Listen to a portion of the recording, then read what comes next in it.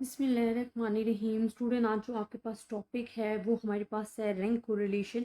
Punjab university की book है जो कि मैं फॉलो कर रही हूँ, आप देख सकते हैं।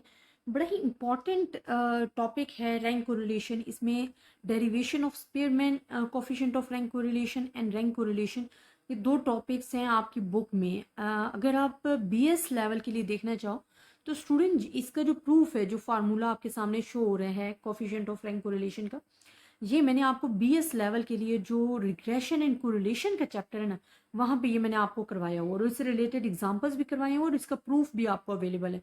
अगर आप इसका प्रूफ लेना चाहते हो, वो आप बड़ी क्लासेस में जो आप पढ़ रहे हो बीएस लेवल के लिए, बीएससी के लिए, तो आप वहाँ से देख सकते हो। अगर आप भी चाहते हो एफएससी लेवल वाले देखना, तो कोई मुश्किल नहीं, आप देख सकते हो। बड़ी इजी डेरिवेशन है जो कि आपको इजीली समझ में आ जाएगी और मैंने ड्राइव करवाया हुआ है ये फार्मूला। अब स्टूडेंट, हमारे पास टॉपिक है आज का रैंक कोरिलेशन। कोरिलेशन, रिग्रेशन, ये चैप्टर आप पढ़ के आ रहे हो previous, multiple regression and correlation, ये भी हमने डिस्कस किया हुआ है। कोरिलेशन आपको पता है हमारे पास क्या होता है। अब रैंक कोरिलेशंस क्या आ जाता है। जिस तरह हमने पढ़ा था ना, dependency between the two variable is called the regression and independency between the two variable is called the correlation. तो हमारे पास रिग्रेशन एंड कोरिलेशन जो हमने कॉन्सेप्ट डिस्कस किए थे, अगर आपको नहीं क्लियर तो आप प्रीवियस वीडियोस देख सकते हो, उसमें तमाम के तमाम मैंने आपको कॉन्सेप्ट विद एग्जांपल्स जो है वो करवाए हूँ। रैंक का वर्ड क्या है कि आप उसकी रैंकिंग करके फिर कोरिलेशन का फार्मूला लगा के जब फाइंड करते हो, उसको हम कहते हैं रैंक कोरिलेशन, जो कि हमारे पास शो हो रहा है इसका फार्मूला।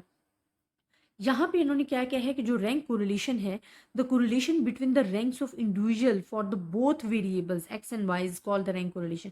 कि आपको दो वेरिएबल्स गिवन है और उनकी रैंकिंग करनी है। इंडिविजुअली इंडिविजुअली हर वेरिएबल्स की रैंकिंग करोगे, उस कोरिलेशंस को हम कहते हैं रैंक कोरिलेशन। तो इसकी ये डेफिनेशंस है कि the correlation between the ranks of individuals for both the variable x and y is called the rank correlation. ये आपके पास क्या कहलाएगा, rank correlation.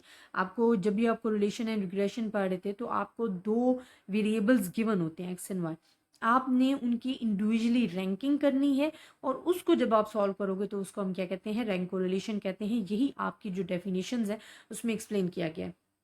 A special case of correlation is when both the variable x and y consist of sets of rank। अब देखिए, special जो case जो हम अभी करेंगे वो हमारे पास क्या होगा कि जब आपके पास दोनों वेरिएबल एक्स वाई मौजूद होते हैं और उनके सेट्स ऑफ रैंक्स होते हैं। ठीक है, रैंक्स आपके सेट की सूरत में गिवन होते हैं। जिस तरह पूरा पूरा आपको ए एंड बी दो, जिस तरह ये एग्जांपल्स दी गई है, ए एंड बी फुल दो वेरिएबल्स हैं, उनको रैंकिंग में आपने किया है, तो वहाँ सेट्स ऑफ रैंक्स जो आ जाते हैं ना, ये एक स्पेशल केस होता है बिटवीन द टू वेरिएबल्स के दरमियान।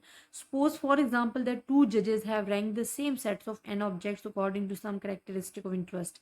अब we are interested in determining whether the ranks assigned to the objects by one judge are related to show any agreement with the ranks assigned to the same objects by another judge। अब for example वो एक examples दे रही हैं कि to जजेस हैं और to जजेस एक सेम ऑब्जेक्ट को अपने नज़रिए से, अपने करेक्टरिस्टिक्स ऑफ इंटरेस्ट के ज़रिए उसको जज कर रहे हैं। ठीक है, अब ज़रूरी नहीं है कि दोनों की रैंकिंग सेम होगी, because two person have the different ideas, they not thinking the same things. तो यहाँ पे जो टू जजेस हैं वो अपने मुताबिक जब रैंकिंग करेंगे, जज करेंगे, तो they have the different types of the ranking. ठीक है, तो वो डिफरेंट जो हमारे पास रैंकिंग आएगी वो डिफरेंट आएगी, ना कि सेम आएगी। वो यही एग्जाम्पल्स बता रहे हैं। यहाँ पे क्या कहलाते हैं, रैंक कोरिलेशन। अब derivation of the Spearman coefficient of rank correlation या कोफिशिएंट ऑफ रैंक कोरिलेशन जो हमारे पास है, जिसका फार्मूला आपको शो भी किया जा रहा है, वो क्या है कि suppose we have the sample of n individual from the continuous bivariate population and two measurements variables x and y are made on each individual. We have the n pairs of observations. ये हमारे पास different observations हैं। ठीक है, A B से show कर रहे हैं। These values for two variables can be ranking separately order series। अब हम इनको सेपरेट ऑर्डर सीरीज में रैंकिंग कर रहे हैं। मतलब एक्स वाली वैल्यू, आपको ये तो पता है ना कि यहाँ एक्स होता है, ये वाई होता है, तो यहाँ पे एक्स वाली वैल्यूज को हमने रैंक्स दे दिए A1 A2 so on AN तक। इसी तरह वाई वाली वैल्यूज को हमने डिफरेंट रैंक दे दिए B1 B2 so on BN तक। तो हमारे पास क्या होता है, the coefficient of rank correlation, ordinary correlation coefficient between the two sets of rank. और इसका जो फार्मूला है मोस्ट इंपॉर्टेंट है, आपने याद रखना है। अगेन स्टूडेंट बता रही हूँ कि इस फार्मूले की अगर आपने डेरिवेशन देखनी है कि हमने इसे ड्राइव किया है, या डेरिवेशन अक्सर लिखा होता है कि जी ड्राइव करें, या समटाइम्स आ जाता है जी प्रूफ करें, आपके कोर्स में तो नहीं है अवेलेबल, लेकिन जो BS लेवल के लिए हैं उनके लिए अवेलेबल है। तो आपने BS लेवल के लिए, जो BSc लेवल के लिए मैंने स्टार्टिंग में जो प्ले लिस्ट बनाई हुई है ना, उसमें जो रिग्रेशन एंड कोरिलेशन का चैप्टर है वहाँ पे आपको ये जो है प्रूफ गिवन होगा। मैंने इसको ड्राइव करवाया हुआ और विद एग्जांपल्स सॉल्व करके भी बताया हुआ। अब एक चीज़ और बहुत ज़्यादा ज़रूरी है जो कि आपने आपके कोर्स में जो इंपॉर्टेंट है वो ये है कि आपने इसकी लिमिट्स याद रखनी है कि always lies between -1 and +1। Because जब आप सॉल्व भी करोगे ना तो आपका आंसर जो है वो -1 एंड +1 के दरमियान ही आना चाहिए। अगर इससे ज़्यादा आ रहा है या कम आ रहा है तो वो फिर क्या हो जाएगा, इस मीन कि आपने कैलकुलेशन में कहीं ना कहीं मिस्टेक किया, तो आपने रीचेक करना है अपने पेपर को। The formula is called Spearman coefficient of rank correlation is honour of this one. मतलब ये इसका नाम था, उसी से रिलेटेड फार्मूला जो है वो शो किया गया है। एंड यहाँ से आपने देखना है कि this non parametric procedure can be useful in correlation analysis even the basic data are not available in the form of numerical magnitude.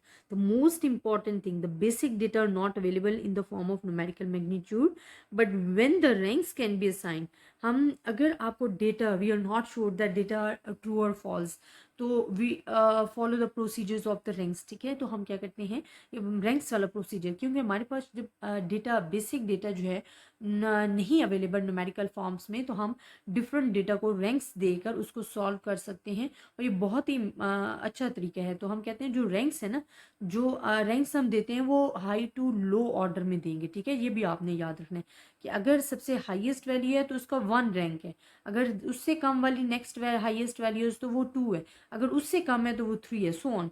मतलब जो हाईएस्ट वैल्यू होगी ना उसका जो रैंक होगा वो 1, फिर हाईएस्ट से लो की तरफ जाना है। ये इससे रिलेटेड मैं आपको एग्जांपल भी इंशाल्लाह नेक्स्ट लेक्चर्स में करवाऊंगी, तो स्टूडेंट आपको बेसिक कॉन्सेप्ट पता होना चाहिए कि रैंक कोरिलेशन क्या है।